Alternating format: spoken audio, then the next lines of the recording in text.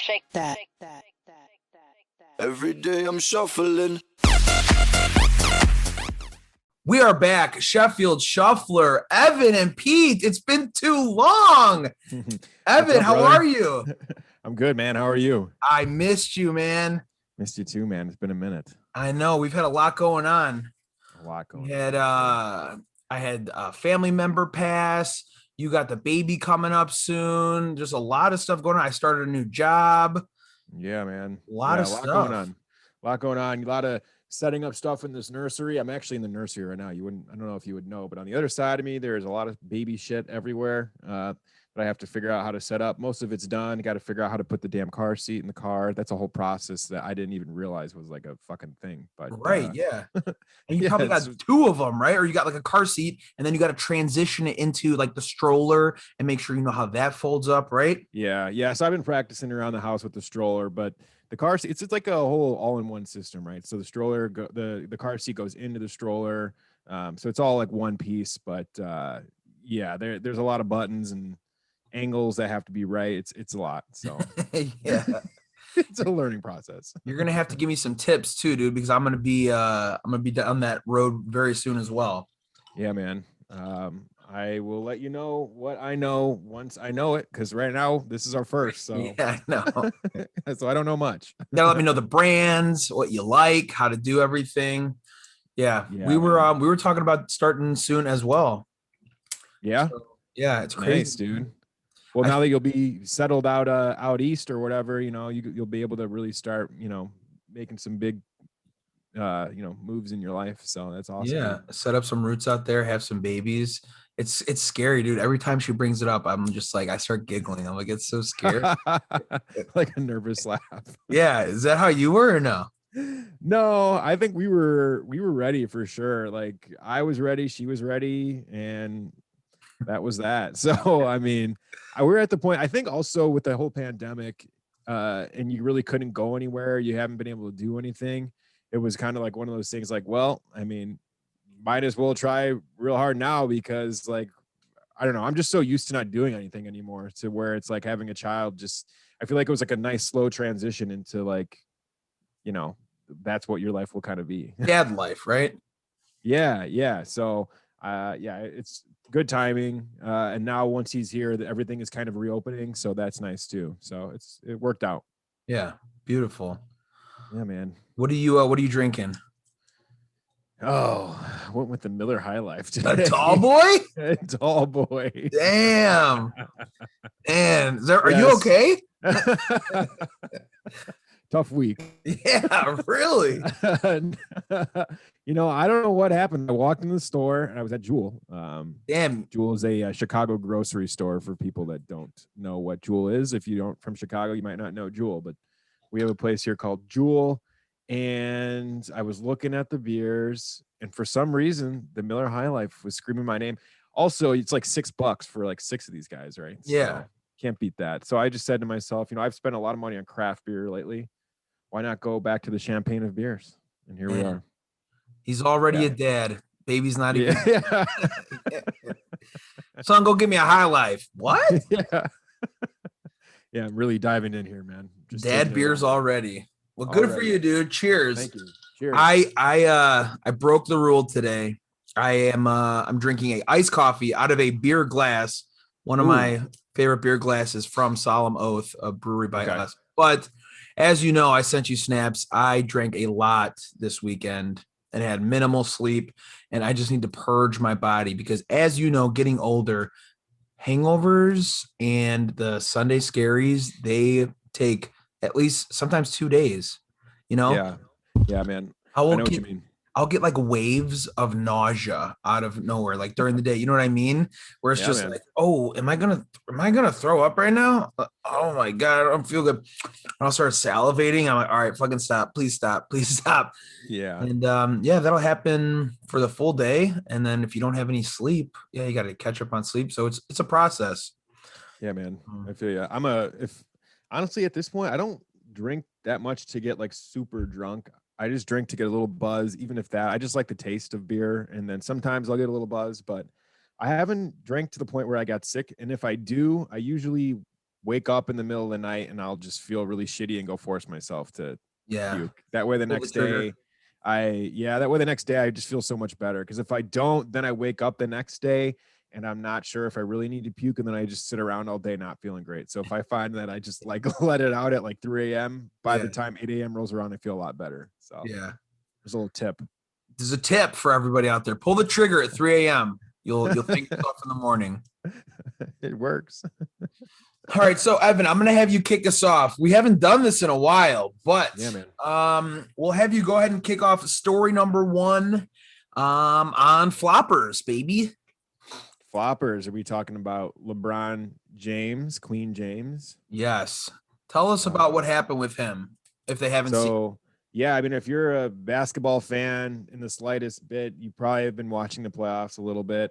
LeBron James and the Lakers just played the Phoenix Suns in game 1. It was a very close game. It was a good game. The Phoenix Suns ended up winning, but at one point in this game, LeBron James did his classic flop move. He got undercut a little bit by Chris Paul. Chris Paul was trying to box him out, and LeBron, you would have thought he got hit by a Mack truck. I mean, like, he just hit the ground. So, like, I mean, and a guy like LeBron James, I don't know, he's probably like 6'9". I would imagine he probably weighs like what do you think? Like 230? Oh, is it 280? Is it 280? I think you said he's 6'8". You can't be. Oh, yeah. I don't know what I'm saying. 230. Yeah, you're probably right. He's probably like closer to 280. Can we look that up real quick? Yeah, I am.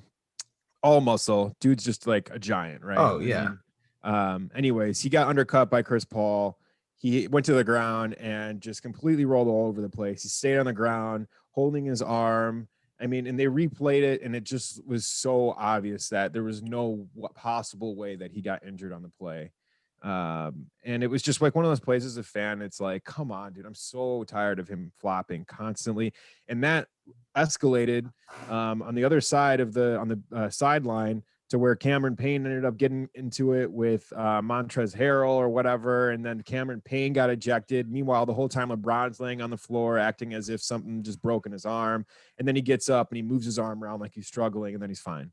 I mean, it's so annoying. I'm so tired of watching him. They got LeBron listed at 250, but they're saying he's closer to 265. He's also he's listed at 6'8". I've also seen 6'9" on here as well on LeBronJames.com.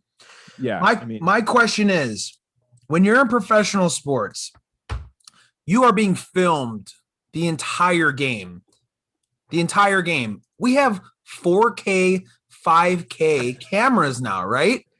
You can see fucking boogers from a mile away. What makes you think, like, you know, it's not the old days, the 70s, where it's like, you know, in baseball, oh, I'm going to play it off, or I made the tag, I made it. And everyone's like, oh, did he? I don't have replay. We have replay, dude. Like, don't you think you look goofy when you're the biggest, baddest, best basketball player on the court, and you do these little, and then you get so dramatic. And then there was a point where he went down, right? And then a scuffle broke out, you know, probably 10 feet away. He gets up, walks over, sits down over there, like, hold on, nobody's looking at me anymore. Hold on. And then he had to go and sit down and like make a scene. But we all saw it on replay, like nothing happened to you. Yeah, it's ridiculous. I mean, and that's why they have a flop rule now. I mean, he's a huge part of that reason. They have a flop rule in the NBA. I don't know if you knew that, but you get fined for flopping in the NBA now. I think it's like $15,000 for flopping, and they put that rule in place because shit like this is just ridiculous. You know, it leads to bad calls, and this one led to a bad call on top of a guy getting ejected because it escalated into something more than it didn't need to be. So, I mean, it's frustrating. That's like the one thing that, like, LeBron is, yes, arguably one of the best basketball players ever, but like, I mean, he'll always have that legacy of being like a fucking little bitch. You know what I mean? Soft, like, right? Yeah, he's so soft. Like, soft. Excuse my language, but I mean, you know, he's so soft. Like, you think of Michael Jordan, or you think of some of these other NBA legends, and you think about their grit and how tough they were, and like their mindset in these games. And yeah, LeBron is definitely like a warrior when it comes to just like being able to compete at a high level, like regularly. But when it comes to like his like Just the way he handles like getting hit in the lane and stuff like that. He's just such a little wimp, Like a especially mental midget. Yeah, like especially like the last I feel like it started with like the Miami Heat. Like he started acting like that on the Miami Heat. When he was with the Cleveland Cavaliers the first time around, he was a pretty like hard player. Like he was like would go to the rim and get hit and not get calls and stuff. But as he became like The face of the NBA. yeah, he just started becoming so soft. And then the whole NBA has now evolved into like this whole soft thing. I feel like he's kind of spearheaded this whole like players flopping and shit. So. Well, if you are the face of an entire organization, not even just the Lakers, but the NBA, you know you're going to get protected more, right? Just like everybody knows Tom Brady gets protected more in the NFL. You can't hit Tom. There's so many questionable calls. Well, they'll hit him and like, oh, head-to-head contact or roughing the passer. And you're like, are we not playing football? But I think they know that I'm more protected than most people. LeBron knows if I make a big ordeal out of it, I'm going to get the call. Tom knows if I get touched a second too late, I'm going to get a call for it, you know? Right. Yeah. I mean, I wish that the refs would factor that into when he starts flopping like that they would be like, oh, that's just LeBron. He's flopping. Like, we're not going to give him that call. But like, I mean, to your point that it actually him flopping makes them call it, which is just ridiculous. It's frustrating, man. I'm so tired of watching him do that shit. But it's never going to stop, man. That's like that's what he does nowadays. Like every game, I feel like you see one of those ridiculous plays by him where he just, becomes a Oscar winning actor on the court. So, well, yeah, he was in Trainwreck and it was great. So that makes me think maybe Space Jam 2 is really going to be good. That's a valid point. He's quite the actor, right? He is. Wonder if he's flopping there too. Oh, I'm sure he'll probably get hacked hard by one of like the AI monsters, right? Yeah. Yeah, man. Hate that guy. So tired of him. I respect that he's like one of the best in the NBA. I get it. When he's gone, people will probably be like, man, you don't realize how great he was and what you were witnessing. But honestly, I'm just like, I'm over it, man. I'm ready for a new like superstar to take over in the NBA and one to have more grit and like play a tougher. And I'm just tired of LeBron. Like, yeah, he was one of the best, but I'm over it. So that's just how I feel. Tell me, am I right? Is there a guy named Julius Randle in the league? There is. Yep. Okay, because I think I might have seen his quote recently that says, I would rather play against LeBron than be on his team. Like he likes competing against him because he's just like, I'm so sick of.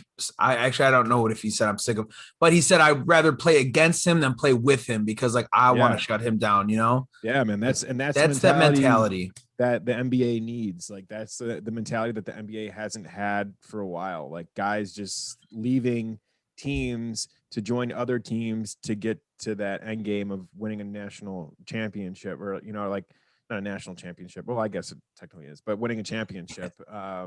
Like the idea of just playing your rival and then just leaving to go join them is just like ridiculous. Kevin Durant did it. A lot of guys have done it. Anthony Davis somewhat did it. Like he went and joined LeBron. The Ray Allens and Paul Pierce went and joined Paul Pierce or whatever. But yeah, man, and Kevin Garnett. I just really wish it would get back to the days where it was like, the Jazz wanted to play the Bulls and the fucking Pistons wanted to play the Bulls and like, just like these teams just fucking hate each other. Basically, you want the Bulls to be good. Yeah, that too. There's just rivalries that don't exist anymore. Like there's no rivalries anymore. They really aren't. Like there's just like good players playing against good players. Like these teams don't rival each other anymore like they used to. Yeah. So that's what I've been appreciating about baseball this season too. About like the little fights and the scuffles. Like we talked about it earlier in the year, like the players that are flipping bats and pitchers that don't like that and they get thrown at. I think it's good when, little rivalries are created, right? That like elevates the play of everybody. Everybody would rather see that, a rivalry, two teams that don't like each other, right? Yeah, for sure, man. It does so much for the sport and for the city.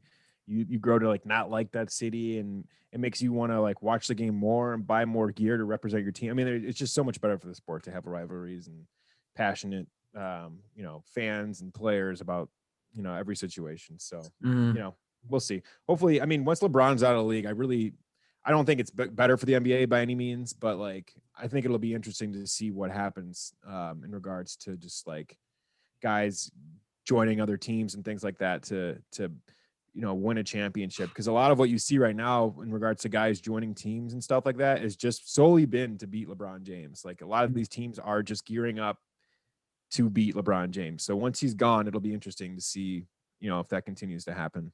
Mm-hmm. Now, do you think he leaves the league on his own, or does he get run out of the league? I think he'll leave on his own. This is the first year that I feel like he's slowed down a bit. He's still LeBron James. He's still having a good year, but he's had some like late season injuries. He's got a bad ankle right now. He's still playing and he looks fine, but like he didn't have a great game the other night. They played tonight, actually, I think, at like 9:00.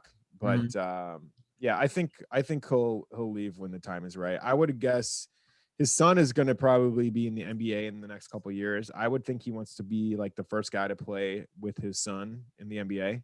And then I assume he'll probably step down. And that's never happened before, right? No. Yeah. So, and we've had guys like coach their sons and things like that, but to be in the league and be a top dog and then have your son as a rookie or whatever, that's not happened. So that would Doc Rivers, cool. Right? Doc Rivers and Austin Rivers. That was the only one I could think of, but yeah. That's really good. That's who I thought of actually. So, but yeah, that's hilarious. Nice. So yeah, I think he'll step down at some point. Okay. Well, we have history being made tonight, actually, in baseball. Chicago White Sox are going to be umpired by Joe West. Joe West is one of the most hated umpires. He's been in the league. I'm going to go ahead and tell you this number here. This is going to be his 5,376th appearance umpiring a game in Major League Baseball. If you do that math, 5,376 divided by 162 games, which is the amount of games played in one season, it is 33 years. 33 seasons. 33 seasons of baseball he has umpired for, which is crazy. It's unbelievable, honestly. And it's crazy that he's hated and he's been in the league so much. Clearly he's still doing something right.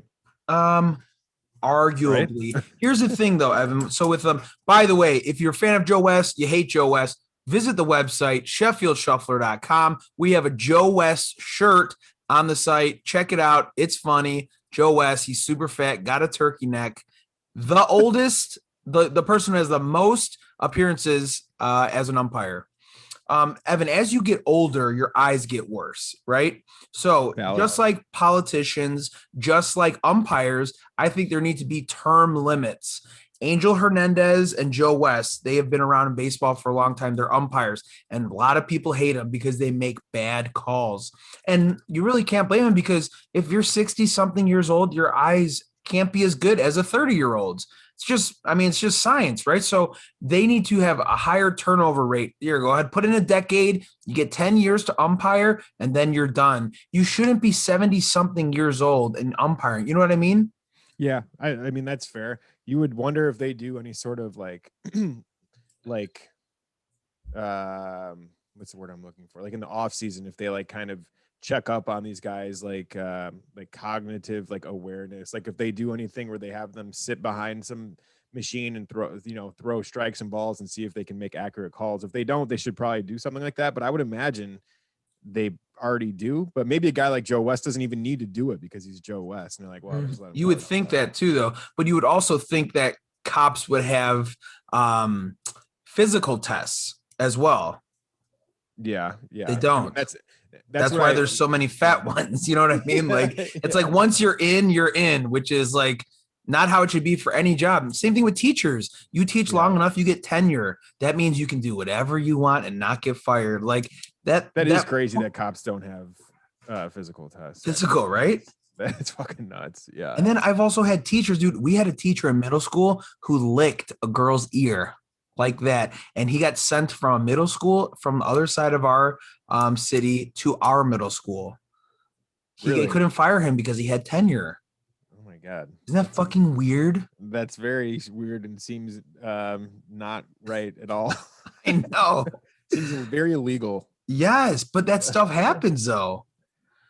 There's God. no job, there's nothing that you should have as a job that you're safe from. Like, oh, well, you've been a teacher for this long, so we're not going to fire you. Or, oh, you have a physical job. Like, we're not going to test you for your physicality every year. You know what I mean?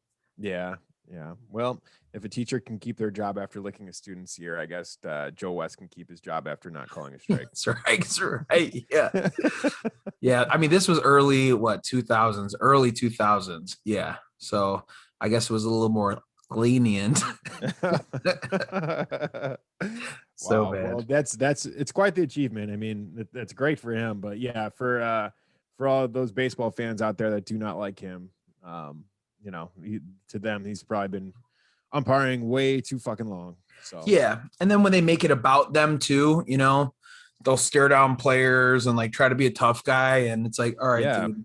I mean, he's part of the fucking league though. Like he's like part of the face of like the MLB in a Oh, way. it's a Like, big face too. yeah, like he's like when you think basketball refs, like there are certain refs that come to mind. Like, and he when you think MLB refs, like he is like the epitome. Donahue, right? Who? The rep, the NBA Donahue, who was in charge. He did all the fixed games, right? Oh yeah, yeah. That's not who I think of though. I think of Oh, like Joey Crawford and Danny Crawford, and there's a few other that I can think of in my head. I forget their names, but like Joe West is like that dude for them. mhm. So, yeah, I mean, like as somebody that doesn't watch baseball like all the time, like me, like I know who Joe West is, like which is Yeah. crazy because I don't watch baseball like that. I mean, I will watch occasionally for sure, but the fact that I know who a fucking umpire is pretty crazy if I don't watch it that regularly. Right. So, So tell us, Evan, how did your first year go? Your first season doing double overtime? What are you going to do next? And was it everything that you thought of? Because I mean, season's over for the Bulls now. So what are yeah. you going to do? And like, I mean, how did it go? How did everything go, you think?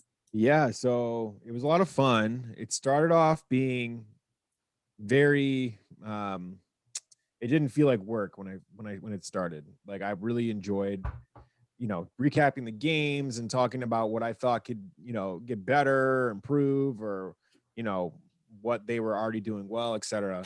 I think by the end though of the season, I started to kind of burn out, especially there's so many Bulls games and a lot of the problems that they had, they kept having them all season. So I found myself talking about the same things quite often. I think some advice I would give for anybody that is like starting a podcast, especially that's around the sports team and you want to recap games, I would say maybe do it every few games. If you do it after every single game, you start to burn out. And you find yourself just taking notes during the entire time and you're not even enjoying it as a fan anymore versus like you're just an analyst and you're like as if you're getting paid big dollars to do this type of thing. So I would just say try and do it maybe once a week versus like 3 times a week. That was part of my problem, I think. So Where you could like group a couple games together yeah, and have takeaways from like the last 3 or 4 games. exactly. So I think next year, that's something I'll do is just kind of try to, you know, take a few notes here and there during a game and see if I find any commonalities between the one game versus the last game, the game before that, etc. And then just kind of do a recap that way versus constantly pumping out material, unless there's a reason. I mean, if there's a crazy game that happens, a crazy win, then sure, I'll go talk about it. But I think that's, I think better just for my peace of mind and sanity to do it that way. So. Mhm. Yeah, man. But it was fun. It was fun. I wish the Bulls would have made the playoffs. I mean, they really fucked up that they didn't make the playoffs. Like, there's really, I mean, they have some reasons that they didn't make it. You know, the way that the trade deadline went down, like they got Nikola Vucevic, but then they had this huge, crazy West Coast run where they had to play all these really good West Coast teams. They only had one practice because of COVID, like stuff between when Vucevic was acquired from the Bulls at the trade deadline to the very end of the season. They practiced one time. Mm. So to acquire a guy like that and get rid of so many guys and add so many guys and only get one practice, I mean, Yeah. that's significant. So, but I wish they would have made the playoffs. I think it's ridiculous that they're not in them right now, to be honest. But it is what it is. So, But like we talked about before, that's like if you're not going to make a run in the playoffs, then what's the point? But you It's already fair. said, I know you posted Yeah. that you said they're messing up their draft pick, right? So did they really do that? Like, because I know they went to win a couple of those games and you were pissed off about it. They did, yeah. So at one point in the season where the season was kind of out of reach as far as making the playoffs, like there was a point where I was like, okay, well, we can either lose games and try and keep a higher percentage to get our draft pick back. Because what happened is when the Bulls got Nikola Vucevic, they basically said, okay, Orlando Magic will take Nikola Vucevic, and in return, we'll give you our first round draft pick for this year coming up. But we want it protected, meaning if that pick falls between 1 and 4, like, so if it's first or 1, 2, 3, or fourth pick, then we get it back and we keep Nikola Vucevic. Oh, damn. Yeah. And Orlando was like, all right, fuck it. And they made that trade. And so the Chicago Bulls have been knowing that this entire season. And then at the end of the season, they knew they weren't going to make the playoffs, basically. Like, I think everybody pretty much knew it based on how many games they had lost. So they should have just continued to lose games so they could have better odds to get their draft pick back. But instead, they won a few extra games, which they didn't need to do. Mm-hmm. And what happened is they went from a 32% chance of getting that pick back to a 20% chance of getting that pick back because they won a few games. Because the more games you lose, the better, like basically the more balls. Ping pong balls, right? Yeah. Right. So they took out balls by winning like 3 or 4 meaningless games, which was just so frustrating. And there were so many Bulls fans that were like, that don't understand, I feel like, how basketball works or how the NBA works. And they were like rooting for the Bulls and like, yeah. And I'm all on here like, you know, the Bulls need to fucking stop. Lose. Yeah. They're like, you're a fucking bad fan. But I'm like, you're a fucking bad fan. What are you talking about? Like, I watch basketball constantly. I take notes. Like, I understand the situation. And like, if you understood the situation, you wouldn't be rooting for them to win this game. They're like, I do understand the situation. I just want to see the Chicago Bulls win. It's like, what the fuck is wrong with you? No. Like, are you kidding me? Like, don't you want to see them win a championship at some point? Like, you want to see them win a meaningless game at the end of the season? So it's frustrating, man. Just dealing with fans that just don't understand basketball can be tough. Do you get a lot of hate on your page? Some hate on my page. It's more so when I like slide into other pages. So like I'll see like Chicago Bulls are always posting stupid shit. And the Bears do it too. All these, you know, big organizations, they got to post like hype shit. Like when the Bears got Andy Dalton, QB1, right? Like, right. Yeah. Everybody fucking goes off. Yeah. So when the Bulls were posting like Bulls get the W, blah, blah, blah, I'd comment and say like, well, that was fucking stupid, blah, blah, blah. Yeah. And someone would be like, you're fucking stupid. You don't know. And I'm like, you know, so, and then I remember one that really pissed me off is this guy was like, you don't fucking know, blah, blah, blah. And I was like, actually, I just posted an episode of my podcast. Go listen to it. And he replied, he said, no, thanks. I'll go listen to the paid professionals that do it. Thanks anyways. All right, buddy. I wanted to fucking reach the screen and fucking choke him out. I know. But you just gotta be like, hey, thanks for the views, asshole, or whatever. Like, right. Yeah. There's so much of that on there that's really frustrating. I used to because I'll post like TikToks, you know? Like, yeah. The thing is, though, Evan, when you put yourself out there, you have to understand that you put yourself out there for criticism just as much as there is for praise. You know what I mean? For sure. And people love to rip and tear you down and stuff like that. So when I started posting TikToks at first, like I had some guy like say some mean shit, and I was like taken aback. I was like, oh my God, like I did nothing to this guy. And he's like making fun of me and saying all this shit. And like, you know, I was like, oh my God. And then like I would reply back and like just like refresh, wait for him to reply. Come on, you fucker. Yeah. I got you. I got this one loaded up for you. Yeah. But yeah, that stuff's wild. That's funny. Yeah, man. People are reckless on fucking social media. I saw, what's that UFC fighter that just retired the other night? The redhead guy? Yeah. He was an analyst. I can't tell you his name right now. But he posted something. He posted something on Twitter saying that he retired or whatever. Like he posted it on Twitter and it was like a photo of him. And some fan said like, some fan tweeted back to him and said like, yeah, it's probably a good idea. You weren't a very good fighter, blah, blah, blah, blah. And he said, oh yeah, that's what you think. Why don't you come say that to my face?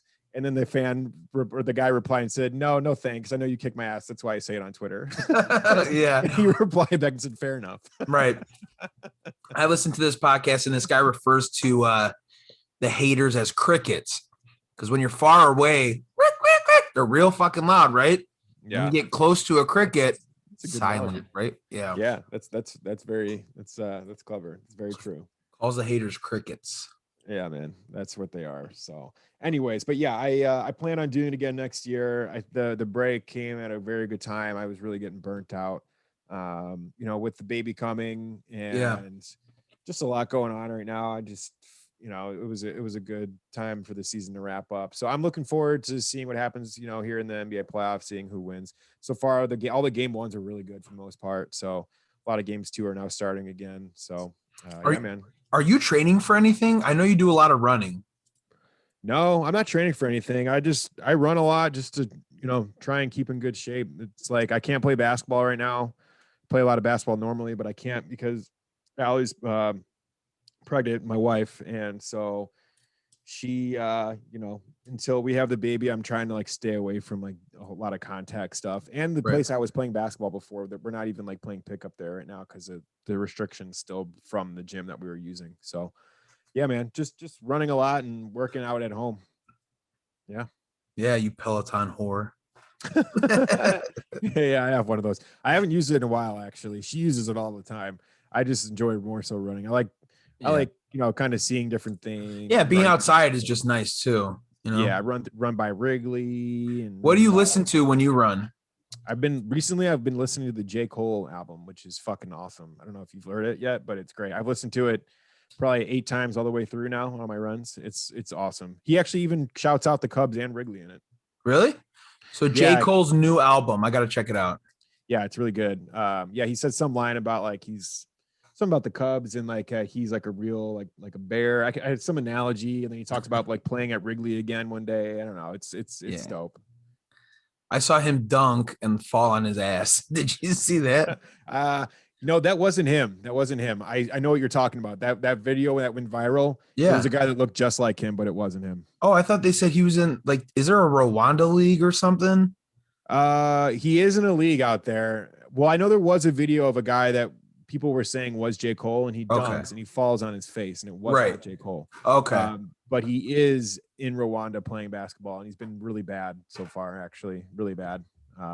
But good music, bad basketball. Yeah, there's a lot of people giving him shit actually for it, like analysis or just like NBA like guys that kind of like focus on the sport just because they feel like he's like taking the spot of like somebody who's really been trying to like get there and like do their thing, and they don't feel as if he truly earned it because he's just a rapper and he's like well, that's what happens when you're famous and rich, right? That's why all these idiots think they have a singing career. Like it's like you make YouTube videos, or fucking YouTubers who are fighting the best boxer ever because you're on YouTube. Right. Yeah, I know. The Logan Paul was on First Take today. He was talking to Max and Stephen A, and they were grilling him a little bit, talking to him about like, did he think that he was worthy of fighting Floyd Mayweather and everything? And he like admitted like, yeah, I can understand how people are upset with me, but he basically said like he's been working his ass off too to get where he's at in order to have the privilege that he has. So I can understand from his standpoint, but I also, see it from the other side where it's like, well, I've been doing this one thing my whole life trying to get to this point, and you just like totally fucking jump the gun. The crazy thing about that fight though is it's like they're completely different weight classes, so I wonder how that'll and sizes go. Yeah, I mean, if Logan Paul gets one good shot off on Floyd Mayweather, that could fucking end the fight, dude. It's a lose-lose for Floyd. Why would you do that? Yeah, you're arguably the best, and you're fighting a clown. If you get knocked out by a clown, dude, I mean, that's tarnished. That's a one loss. You have never lost. Why would you take on someone out of your weight class, like your trainers and like your team, the money team, that are telling him, yeah, it's a good idea to take this for whatever? Bad news. It's a lose-lose. It's like fighting a girl. If you beat her ass, okay, you beat up a girl. What's wrong with you? If you lose, you lost to a girl. So it's like, don't take those kind of fights. Yeah, man. I don't understand why he's doing it either, to be honest. I mean, I don't know what the payout is. Obviously, it's huge. It'll probably be one of the most watched sporting events of all time, which is fucking ridiculous. Yeah. But like, I wonder if it'll eclipse like Floyd Mayweather and Conor McGregor. Do you think it will? Because that was pretty wild. I don't know. I don't know if a lot of UFC and boxing fans. Well, I don't know if a lot of UFC fans will watch it. I see boxing fans just because it's Floyd, and then young kids, the demographic because of Logan Paul. But yeah, I don't know. I'm more excited like for UFC, dude. UFC on June 12th. There's going to be a great fight. Israel Adesanya and Mario Vittori. That's going to be a good fight. Those are like real fights, and I don't know. I just like UFC better than boxing. I saw you posted something about Cody Garbrandt the other day. He fought this weekend. Yeah, she knows him. Right, from Ohio. I remember you telling me that. Yeah. So we were tuned into that fight, hoping he would pull that one off, but he kind of just got picked apart the whole time for the most part. He threw a couple good swings in there towards the end. He just didn't have that grit that he normally has, but he like went through some crazy shit as far as like health conditions. He had like vertigo. He had a really bad bout of COVID. All bunch of shit happened to him. So, but you saw what I posted though, right? Yeah, I did. Beginning of 2016, he was an unranked fighter. The last day of the year, he was a champion. Right. Yeah. No, I mean, pretty cool. He came up the rankings quick, so I think he'll be back again. Probably. Maybe he needs to move to a different class for a little bit. I don't really know, but yeah. It seems like he's a good dude. She acts like he was a pretty nice guy. So yeah, man. There's actually a funny video of him. If you ever see The Ultimate Fighter, and he's like hammer drunk, and he's like, "With the boys, I'm with the boys." You ever seen that? Seen that? No, I'll have to look that up. Yeah, I'll have to show you that later. I saw he got into it with I know he got into it with like McGregor at the Ultimate Fighter thing years ago. Yeah. And then he got into it with Dillashaw all the time, which is why those two fought, and he lost both times. But Dillashaw got fucking test positive for PEDs and shit. So he did. Yeah. I would imagine he probably was on one when he fought him, but who knows? Probably. But yeah, man, what else is up? Football season. Well, 30 teams, 30 out of 32, I think right now.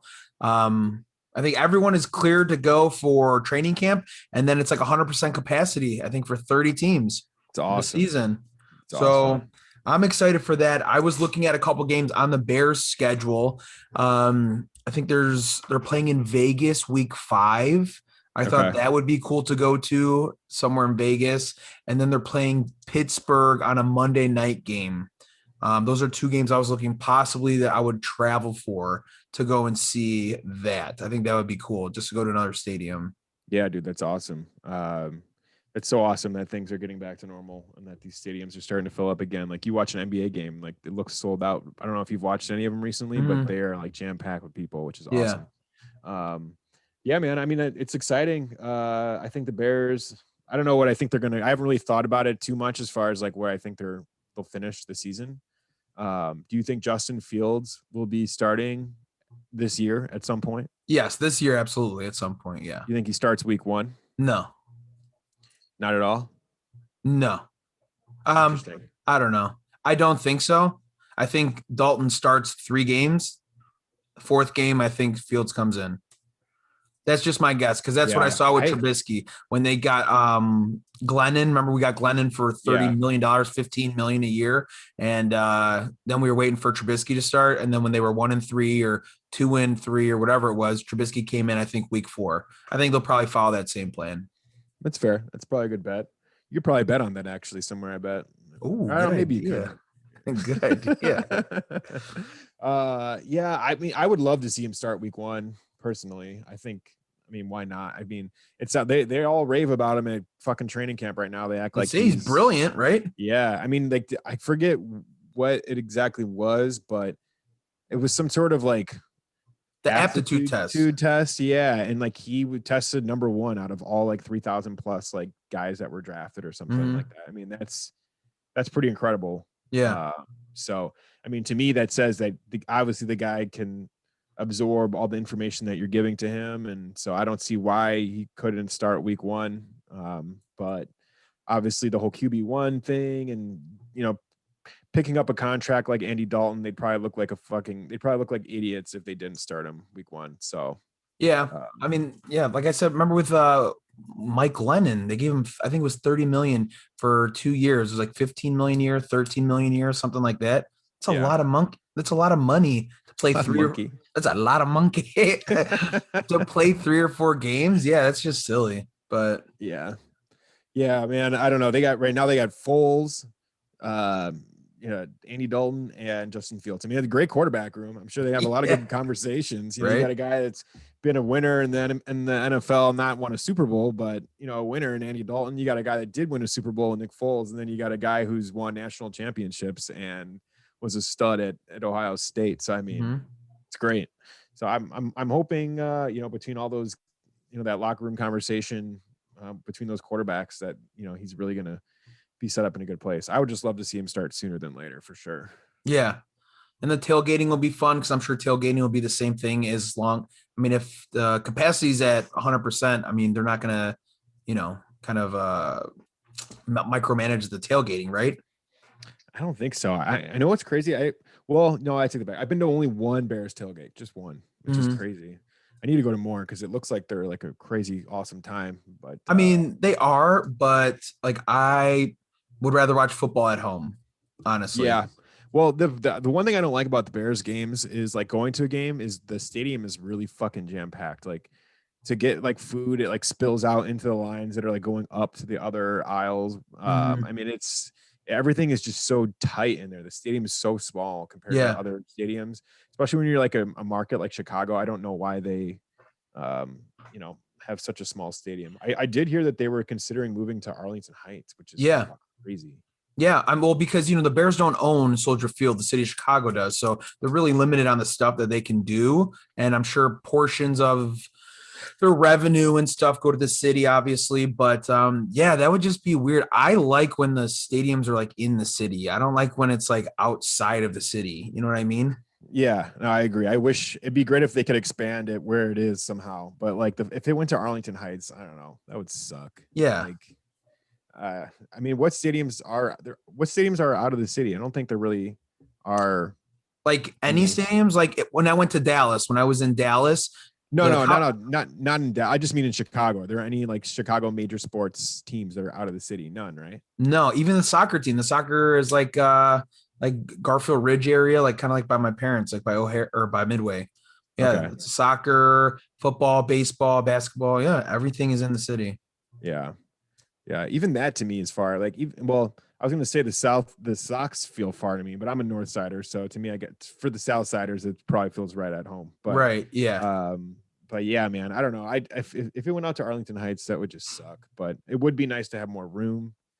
But I feel like it needs to stay in Chicago to really feel like they are the Chicago Bears. Yeah, so. What's really cool is in Philly, they have Xfinity Center where the Flyers, the 76ers, the Eagles, and the Phillies all play. They all share like this big parking lot area, and all the stadiums are like right next to each other, which is so cool.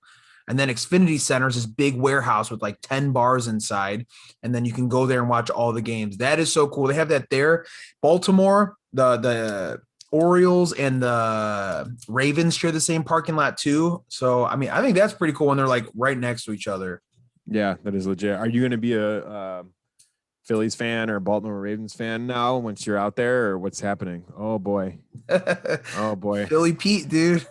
Oh my God. My brother got this for me. Are you actually going to start rooting for them? No, I'm not going to root for them. Like I'll fit in. I'll probably get some Philly stuff. The cool thing is they're in the National League. So the Cubs are going to come there to play them. They'll come home to play the Cubs. And then I'm also going to be close to DC, Baltimore, New York. So I can go see the Yankees. Yankees are an hour and 20 minutes away. I can go see the Nationals. The Cubs play the Nationals, take a 2-hour drive to go see them. Baltimore, it'll be nice and kind of just spread it around. So go see whoever I want to, but no, I'm still going to rep Chicago, but I will refer to myself as Philly Pete. Nice. Philly Pete. Yeah. Going to rebrand. I'll make sure to refer to you as Philly Pete here too. So yes. Well, we'll start a new season of the podcast eventually. And be Philly Pete and Daddy Evan. Daddy Evan. We'll get a lot of Northsiders to listen then. Yeah, right. In Boys Town, probably. Yeah. Sponsored by DS Tequila. You're the new Philly Pete and Daddy Evan. Yeah. Oh God.